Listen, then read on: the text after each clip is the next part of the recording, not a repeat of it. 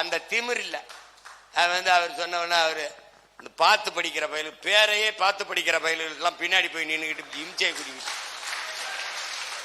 கொடுமை கொடுமை. கிறிஸ்தவ மதத்துல பிறந்துட்டாலே ஒருத்தன் கிறிஸ்தவன் இல்ல. தமிழக வெற்றி கழகத்தினுடைய தலைவர் விஜய் அவர்கள் மீது எங்கெங்கெல்லாம் வாய்ப்பு கிடைக்குதோ அங்கங்கெல்லாம் நாம் தமிழர் கட்சியினுடைய தலைமை ஒருங்கிணைப்பாளர் சீமான் அவர்கள் கடுமையான விமர்சனங்களை முன் வச்சு வர்றாரு. உலக கிறிஸ்தவ தமிழ் இயக்கம் நடத்தின கிறிஸ்தவர்களுடன் சீமான் என்கிற நிகழ்வுல கலந்து கொண்டு பேசிய சீமான் அவர்கள் பேப்பரை பார்த்து படிக்கக்கூடிய பயலுக்கு பின்னாடிலாம் போய் நின்றுகிட்டு இம்சையை கூட்டிக்கிட்டு இருக்கீங்களே அப்படின்னு மக்களை பார்த்து கடுமையான கேள்விகளை முன் வச்சிருக்கிறாரு. அதுக்கப்புறம் கிறிஸ்தவ மதத்துல பிறந்துட்டாலே ஒருத்தன் கிறிஸ்தவன் ஆயிட முடியாது அப்படின்னு சொல்லி விஜய் அவர்களை மறைமுகமா சாடுறாரு. ஏன்னா விஜய் அவர்களுடைய உண்மையான பேர் வந்து ஜோசப் விஜய். விஜய் வந்து ஒரு கிறிஸ்தவ மதத்தை தழுவி இருக்கக்கூடிய நபர். அதனால மறைமுகமா விஜய் அவர்களை கடுமையாக சாடுறாரு. இதுக்கு பின்னாடி இருக்கக்கூடிய உண்மையான அரசியல் என்ன? விஜய் அவர்கள் மீது முதல் எஃப்ஐஆர் அப்படிங்கிறது பதியப்பட்டிருக்கு. இது வந்து ஒரு முதல் அரசியல் வழக்காக பார்க்கப்படுகிறது. அதுக்கப்புறம் பாரிசாலன் அவர்கள் வந்து அவருடைய இயக்கம் தொடங்கக்கூடிய அந்த தொடக்க விழாவில் யாரெல்லாம் தமிழ் குடியில் பிறந்தார்களோ அவர்கள் எல்லாம் தமிழர்கள் என்கிற குடிதேசிய கருத்தை பேசிட்டாரு அப்படின்னு சமூக ஊடகங்கள்ல அவருக்கு எதிராகவும் நிறைய வன்மையான கண்டனங்கள் எழுந்துகிட்டு இருக்கு. என்ன நடந்துட்டு இருக்கு, ஏது நடந்துட்டு இருக்கு அப்படிங்கிறத பற்றி தான் இந்த காணொளியில தெல்ல தெளிவா பார்க்க போறோம்.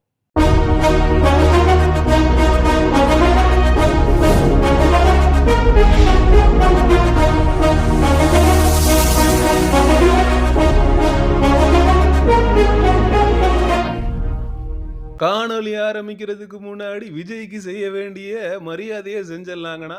ஆனா வெல்கம் டு த வழக்கு இல்லாமல் விடியாது கிழக்கு கிளப்புங்கண்ணா. ஆனா இது உங்களுக்கு முதல் வழக்குங்கண்ணா. ஆனா எங்களுக்கு 150 வழக்கை தாண்டி போய்கிட்டு இருக்குதுங்கண்ணா. அதுல 100க்கு மேற்பட்ட எஃப்ஐஆருங்கண்ணா. இன்னும் சொல்ல போனா ஒரே நாள்ல 70 வழக்கெல்லாம் போட்டாங்கன்னா பெரியார குறித்து அவதூறா பேசிட்டோம்னு எல்லாத்தையும் வாங்கிக்கிட்டு நாங்களும் செயல்பட்டு இருக்கோங்கண்ணா. ஒரு வழக்கு தானேண்ணா, இப்படி மூடிக்கிட்டு ஓரமா உக்காருங்கண்ணா அப்படின்னு சொல்லிட்டு காணொலிக்குள்ள போலாம். அதாவது அண்ணன் மேல ஒரு வழக்கு தான், நான் ஒரு வழக்கு வாங்கினா 100 வழக்கு வாங்கின மாதிரியோ. இது ரஜினிகாந்த் டைலாக்கோ. இவங்க சொல்ல மாட்டாங்க. இந்த அணில் குஞ்சுகள்லாம் கொஞ்சம் மானம் உள்ளவங்க, ரோச உள்ளம் உள்ளவங்க. இவங்க வந்து ரஜினி டைலாக்கெல்லாம் எடுத்து பேச மாட்டாங்க. சரி ரைட்டு, ஆக மொத்தத்துல வழக்கு வாங்கியாச்சு. 1 வாங்கிட்டீங்க, இதுக்கு மேல தொடர்ந்து விழுந்துகிட்டே இருக்கும், வாங்கிக்கிட்டே இருங்க. எத்தனைக்கு தான் இவர் தாக்கு பிடிக்கிறாருன்னு பார்ப்போம். வழக்கு போட்டுக்கிட்டே இருந்தா வாங்கிக்கிட்டே இருக்கிறதுக்கு அவர் என்ன சீமானா? அண்ணன் சீமான் அவர்கள்லாம் உண்மையிலே வந்து என்ன கேட்டகரின்னு தெரியல. எத்தனை வழக்கு, எத்தனை எஃப்ஐஆர், எப்படி இவர் நடமாடிட்டு இருக்காரு அப்படிங்கிறதே புரியல நமக்கு. கோர்ட்டுக்கும் போலீஸ் ஸ்டேஷனுக்கும் அலைஞ்சிக்கிட்டு ஐயோ எவ்வளோ கஷ்டம். விஜய், நீங்கெல்லாம் ஏசு ரூம்லயே இருந்து பழக்கப்பட்ட ஆளு. பார்த்து வழக்கு போட ஆரம்பிச்சுட்டாங்க, எங்க போய் முடிய போகுதோ. அண்ணனுக்கு வந்து ஆழ்ந்த அனுதாபங்களை வாழ்த்துக்களை தெரிவிச்சுக்கலாம். வாழ்த்துக்கள் விஜய்.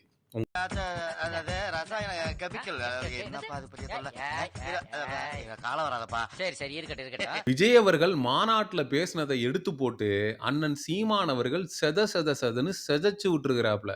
குறிப்பா விஜய் வந்து வந்திருக்கிறவன் நல்லவனா கெட்டவனான்னு பார்க்காதீங்கன்னா உண்மையானவனான்னு பாருங்கண்ணா அப்படின்னு சொல்லிட்டாப்ல. என் தம்பி அன்னைக்கு மேடையில சொல்றாரு, வந்திருக்கவன் நல்லவனா கெட்டவனான்னு பார்க்காதீங்க, உண்மையானவனான்னு பாருங்கன்னு. கெட்டவன் எப்படா உண்மையா இருப்பேன்? டாய் இங்க வா. நல்லவனான்னு கெட்டவனான்னு பார்க்காதீங்கன்னா சரி ரைட்டு. ஒரு கெட்டவன் இருக்கிறான், அவன் எப்படி உண்மையானவனா இருப்பான்? சரி, கெட்டவன் உண்மையானவனா இருப்பான். எதுக்கு? கெட்டவன் கெட்ட விஷயத்துக்கு தான்டா உண்மையானவனா இருப்பான். என்ன பேசிக்கிட்டு இருக்க அப்படின்னு சொல்லி நறுக்குன்னு கொட்டி விட்டாப்ல. கெட்டவன் எப்படி உண்மையானவனா இருப்பான்? அப்படியே இருந்தா கூட நல்லதுக்கு எப்படி கெட்டவன் உண்மையானதா இருப்பான்? கெட்டவன் கெட்டதுக்கு தான்டா உண்மையானவனா இருப்பான். நல்லவன் உண்மையா இருப்பான், கெட்டவன் எப்படி உண்மையா இருப்பான்? கெட்டவன் உண்மையா இருப்பான் கெட்டதுக்கு. இந்த மேட்டர்ல சீமான் அண்ணன் வந்து விஜயை மட்டும் வெளுக்கல. விஜய்க்கு ஒருத்தன் எழுதி கொடுத்தான்ல, அரசியல்ல நல்லவன் கெட்டவன் முக்கியம் கிடையாது, உண்மையானவன் தான் முக்கியம் அப்படின்னு. அவனையும் விட்டு வெளுவெளுன்னு வெளுத்திருக்கிறாரு. யாரா அந்த அயோக்கிய பைய? உனக்கு எழுதி கொடுத்தது எவன்டா? யாரா உனக்கு சொல்லி கொடுக்குற அயோக்கிய பைய? யாரா அதெல்லாம்? எவன்டாவன்? நான் பல தடவை சொல்லிட்டேன், டேய் கொள்கையை மாத்து, இல்லை எழுதி கொடுக்குற ஆளை மாத்து. உனக்கு எத்தனை தடவைடா சொல்றது, கண்டவன் பேச்ச கேட்காத அண்ணன் பேச்ச கேளுன்னு. அடுத்தவன் பேச்சு கேட்காத, ஒரு தடவை அண்ணன் பேச்சு கேளுன்னு பல தடவை சொல்லிட்டேன். அவனுக்கு ஏதாவது அறிவு இருந்தா சொல்லி கொடுப்பானா? உண்மையிலேயே சீமான் அண்ணனுடைய அறிவுரைகளை விஜய் அவர்கள் கேட்டிருந்தா இந்த மாதிரி அசிங்கப்பட மாட்டாரு. ஒரு மாநாட்டுல என்ன பேசணும் ஏது பேசணுங்கிற விவஸ்தை வேண்டாம். அரசியல்ல நல்லவன் கெட்டவன் பார்க்க கூடாதுன்னா கெட்டவன்ட்ட தூக்கி நாட்டை கொடுத்தா அவன் நல்லாவா வச்சுப்பான்? அறிவு வேணாம் இதெல்லாம் பத்தி பேசுறப்ப. எப்படி எடுத்து போட்டு செய்யறாருன்றத மட்டும் பாருங்களேன். பங்கம் பண்றாரு, மானத்தை வாங்குறாரு.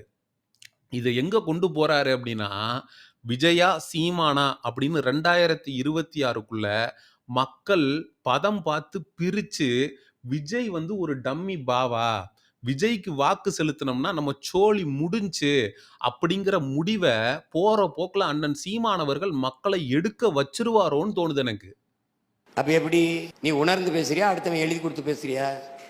அவன் எழுதி கொடுத்தவன் முட்டாப்பையில இருக்கான்னு உனக்கு தெரியுதா இல்லையா? அவன் முன்னாடி நின்று கூடியிருந்தவன் கேட்க மாட்டான், உங்க அண்ணன் கேட்பனா இல்லையா? நடந்து முடிஞ்ச தாவேகாவினுடைய 2வது மாநில மாநாடு மூலமாக விஜய்க்கு நடந்த ஒரே நல்ல விஷயம் என்ன அப்படின்னா, இந்த பெரம்பலூர் மாவட்டத்தை சேர்ந்த சரத்குமார் அவர்கள் விஜய்க்கு எதிராக புகார் அளிச்சதுதான். யோ என்னையா சொல்ற, அவன் புகார் அளிச்சு விஜய் மேல வந்து 3 செக்ஷனுக்கு கீழே எஃப்ஐஆர் போட்டு அது வந்து ஒரு வழக்கா மாறி இருக்கு, அது எப்படியா வந்து விஜய்க்கு நல்லது நடக்கும் அப்படின்னு நீங்க கேட்கறது எனக்கு புரியுது. அதாவது இந்த நடந்து முடிஞ்ச மாநாட்டை சமூக ஊடகங்கள்ல எல்லாரும் எடுத்து போட்டு விஜயை செய்ன்னு செஞ்சுக்கிட்டு இருந்தானுங்க. விஜயை ஈவரக்கமே இல்லாம தூக்கி போட்டு பொளந்துகிட்டு இருந்தானுங்க. ஆனா இந்த வழக்க திமுக வந்து விஜய்க்கு எதிராக கொடுக்க வச்சு இதை வந்து ஒரு ஃபேக்கு கம்ப்ளைண்ட் அப்படின்னு சொல்லி எல்லாருக்கும் தெரிய வர ஆரம்பிச்சு, நம்மளே அதை எடுத்து பேச ஆரம்பிச்சு, இப்ப எல்லாமே விஜய்க்கு சாதகமா மாத்தி வச்சது இந்த திமுகவுடைய ஒரு வேலை. மூடிட்டு பேசாம இருந்திருந்தீங்கன்னா விஜய அவன் வச்சு பொழந்துகிட்டு இருந்தான், அப்படியே என்டர்டெயின் பண்ணிக்கிட்டு விஜயுடைய மாநாடு வந்து ஒரு தோல்வி மாநாடா போயிருக்கும். அதை கடைசி நேரத்துல வந்து வழக்கு கொடுக்குறேன், இதை பண்றேன் அதை பண்றேங்கிற பேர்ல இப்படி கெடுத்து விட்டீங்களடா பாவிகளா. நீங்க சொல்ற மாதிரி பாத்தீங்கன்னா அந்தோதய ட்ரெயின் வந்து மதுரைக்கு 9 மணிக்கு தான் ரீச் ஆகுது. நீங்க 9 மணிக்கு மாநாட்டத்தோட ரீச் ஆனதா சொல்றீங்க, அது எப்படி கணக்கு எனக்கு புரியல. இதோட ஆஃப் பண்ணிக்கோங்க, எதுவும் பேச விரும்பும். சரி, நம்ம சீரியஸான மேட்டருக்கு வருவோம். பாரிசாலன் அவர்களுடைய இயக்கம் தொடங்கும் நிகழ்ச்சி, அதுல பாரிசாலன் அவர்கள் ஆற்றிய உரையை கேட்க நேர்ந்தது. அதுல நண்பர் பாரிசாலன் அவர்கள் வந்து இந்த தமிழ் இளைஞர்கள் வந்து நடிகர்கள் பின்னாடி போய் எப்படி சீரழிகிறாங்க அப்படிங்கிறத பற்றி ரொம்ப அருமையாக விளக்கியிருந்தாரு. அது மட்டும் அல்லாமல் தமிழ் குடியில் பிறந்தவர்களே தமிழர்கள் அப்படிங்கிற அவருடைய கருத்துல இருந்து பின்வாங்க போறதில்ல, அந்த ஒரு கருத்தை தான் அந்த இயக்கத்தினுடைய தார்மீக மந்திரமாக வைத்து அந்த இயக்கம் செயல்பட போகுது அப்படிங்கிறத பேசியிருந்தாரு. குடியில் பிறந்தவர்களே தமிழர்கள்.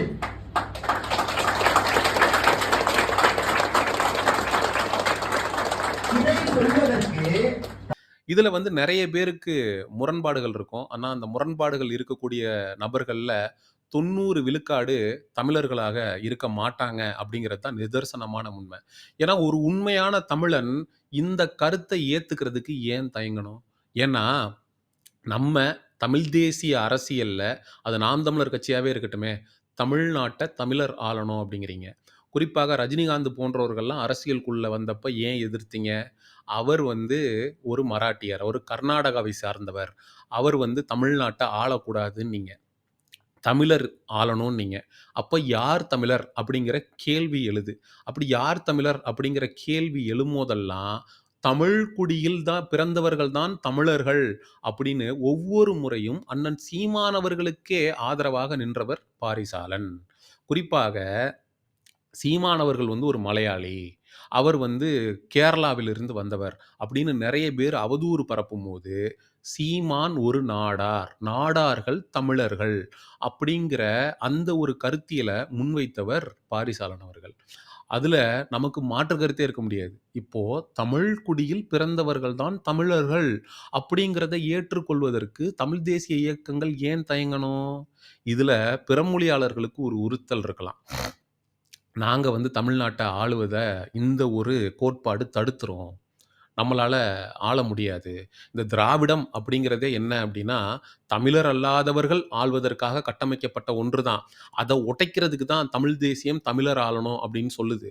என்னதான் பாரிசாலன் அவர்கள் மீது நமக்கு விமர்சனங்களும் மாற்று கருத்துக்களும் இருந்தாலும், தமிழை தாய்மொழியாக கொண்டு தமிழ் குடியில் பிறந்தவர்களே தமிழர்கள் அப்படிங்கிற அந்த கோட்பாட்டின் மீது நமக்கு 100 விழுக்காடு உடன்பாடு அப்படிங்கிறது உண்டு. இன்னும் சொல்லப்போனா தமிழன் வந்து சவுத் ஆப்பிரிக்கால முதற்கொண்டு வாழ்ந்துட்டு இருக்கான். அங்க வந்து தன்னுடைய தாய்மொழிய மறந்துட்டு அவன் ஆங்கிலத்துல தான் பேசிட்டு இருக்கான். ஆனா தன்னுடைய பேருக்கு பின்னாடி கவுண்டர், நாடார், தேவர் அப்படின்னு சொல்லிட்டு குடிப்பெயர்கள போட்டுக்கிட்டு தான் இருக்கிறான். அவன் ஆங்கிலத்த மறந்துட்டான்றதுக்காக அவன் தமிழன் இல்லன்னு நம்ம சொல்லிட முடியாது. அவன எப்படி தமிழன் அப்படின்னு நம்ம வரையறுக்கிறோம்னா, இந்த குடிப்பெயர்கள வச்சு தான். அப்ப தமிழன் அப்படிங்கிற வரையறைக்குள்ள ஒருத்தரை எப்படி கொண்டு வர முடியும் அப்படின்னா, குடிய வச்சு தான் அப்படிங்கிறதுல நமக்கு மாற்று கருத்தே இல்ல. பாரிசாலன் அவர்கள் தொடங்கி இருக்கக்கூடிய இயக்கம் எப்படி திராவிட முன்னேற்றக் கழகத்திற்கு திராவிடக் கழகம் இருக்கிறதோ, அதே போல நாம் தமிழர் கட்சிக்கு பாரிசாலன் அவர்களுடைய இயக்கம் இருக்கும். அப்படி இருக்கிற அளவுக்கு அவர் தொடங்கி இருக்கக்கூடிய இயக்கம் வலுப்பெறணும், வளரணும் அப்படிங்கிறத சொல்லி இந்த காணொளியை நிறைவு செய்றேன். அடுத்த ஒரு காணொளியில் சந்திப்போம். நன்றி. வணக்கம். செங்குருதி சேயோனே வங்கோடிய வேலோனே செவ்வளரி தோளோனே எங்குடிய காப்போனே